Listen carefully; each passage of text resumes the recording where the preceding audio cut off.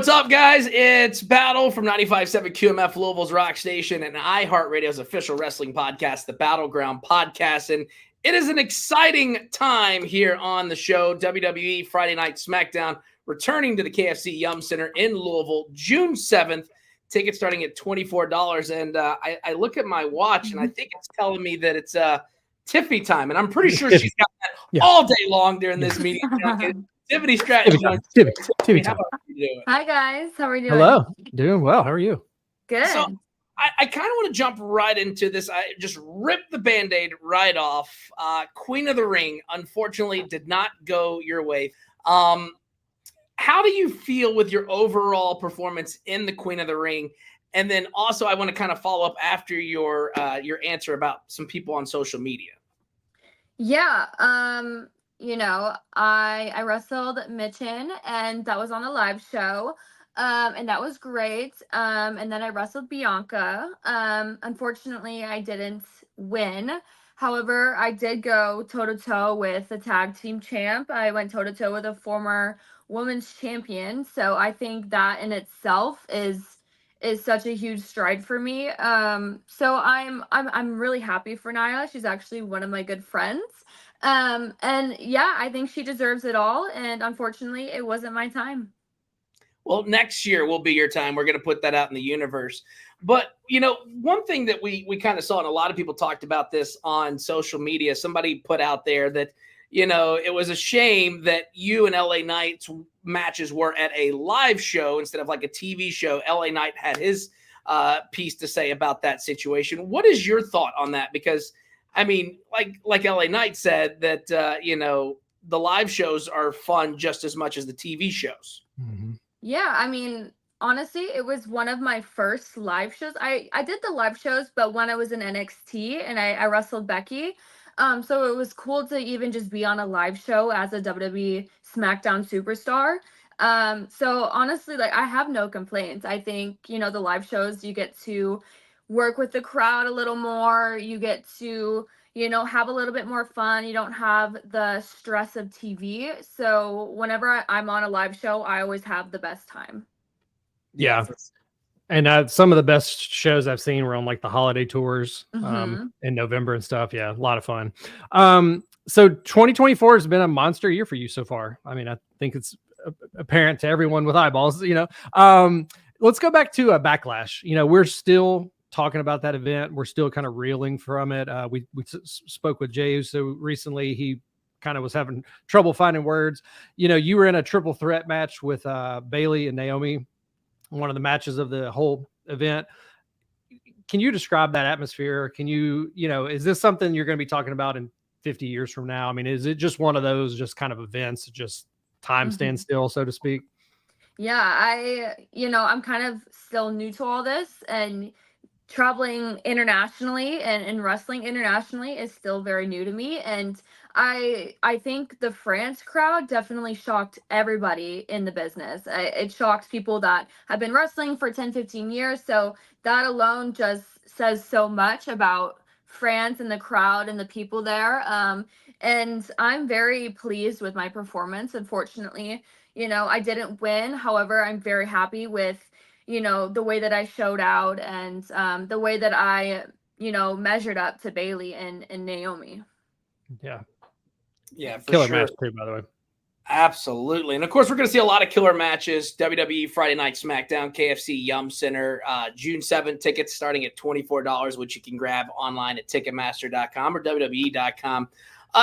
One thing that a lot of people have gravitated towards, and you've been very vocal about your character, Tiffany Stratton, in and outside the ring. How do you balance character development with in-ring performance, and how important is that persona to your overall success? I think there isn't really much balancing for me. I think it all kind of comes naturally because, the character that I play, or, the character, it's more so me just turned up a couple notches. And obviously I feel like those are the best characters in wrestling, is when it's authentic and it's you. So I feel like I don't really have to focus on it that much. So I kind of just go out there and I do whatever I feel, and it works. Yeah, absolutely. And Sorry, I think, yeah, I didn't know if you were going to chime in or not. Go ahead. yeah, and that's the thing. It's like me and Eli have had this conversation, and we kind of had it off before you had jumped on about just like the rocket ship that is attached to Tiffany Stratton this year. I mean, you look at it at Elimination Chamber, and everybody was like, "This is it." Like, we know that this is the future of the women's division in Tiffany Stratton, and that's got to be an amazing feeling to not only hear that from like us as media people, but also as the fans. Correct?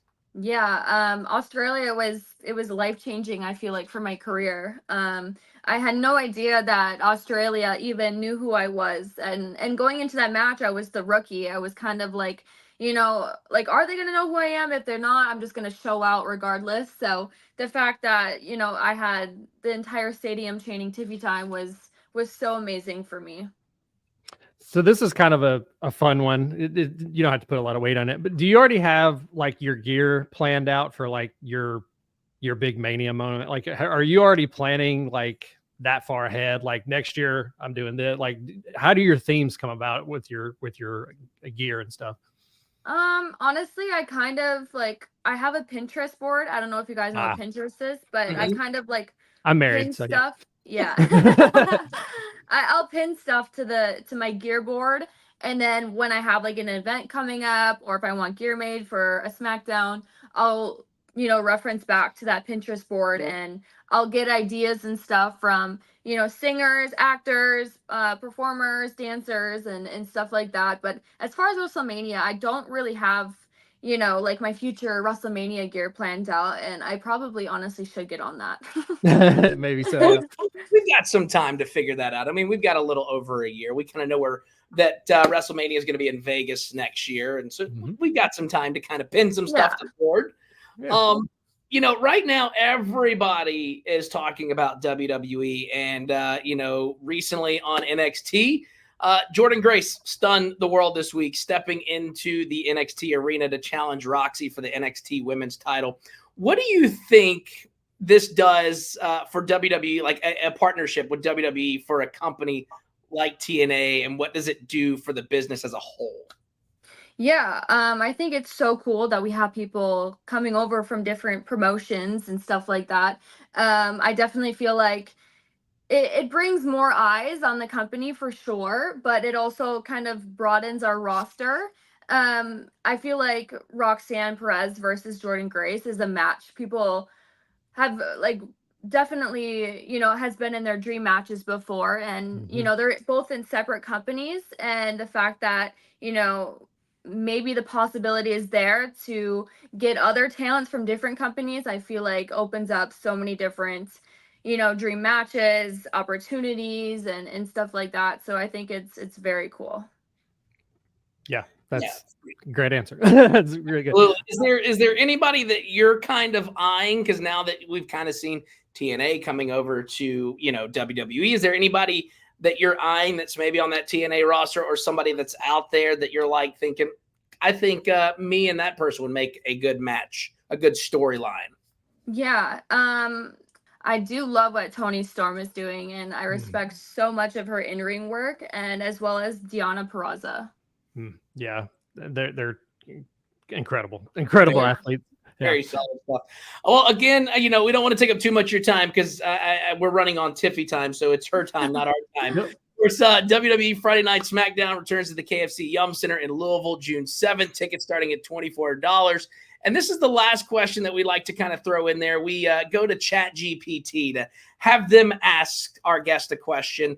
And the computer said that asked if you could have any WWE legend as your personal trainer, but they had to follow you around and narrate your life in wrestling promos 24/7, who would you choose and why? Jeez. What? Yeah. That's what the computer came up with. That's brutal. Who would I have follow me around and like narrate my life? What former WWE legend? My first thought was Macho Man, but I don't know if I'd want to hear that 24/7, That'd or be kind Stone of Cold. annoying. Yeah, I don't know if there is a voice that I could do it for 24/7. That's a random one. It usually asks us stuff like if you could fight a bear, what's your finishing move or something. It's just like, I don't know. 7 years Stone old. Cold would be cool. Yeah. I feel like he would talk in rhymes or something. Probably John Cena, because he could turn on the hood a little bit. Oh, yeah. And then he's kind of philosophizing now on Twitter and inspirational quotes and stuff. So he does both. Yeah. There we go. I've actually, doesn't he like do like use his voice for commercials and stuff like that? Mhm. He's on the Honda commercials. Yeah. Yeah, So and maybe I think John he was on the Cena. hefty. Was it on the hefty garbage bag commercials? FT, too? Yeah. he does that one too, and he does that Wipeout TV show. So so maybe John Cena or Stone Cold can narrate Tiffy's life. Oh, Yeah. and one quick one for Tiff. Do you have Hollywood aspirations? I do. Of course Yeah. I do. Yeah. I think by the age of 30, I kind of want to be breaking into Hollywood and do something along those lines at around the age of like 30, I feel like. Yeah, plenty of time. That's a solid play. So, Tiffany Stratton, it's an honor to have you on the show. And real quick, before we let you go, is there anything you want to say to people that are watching or listening to this right now? I just want to let everybody know that it's always Tiffy time.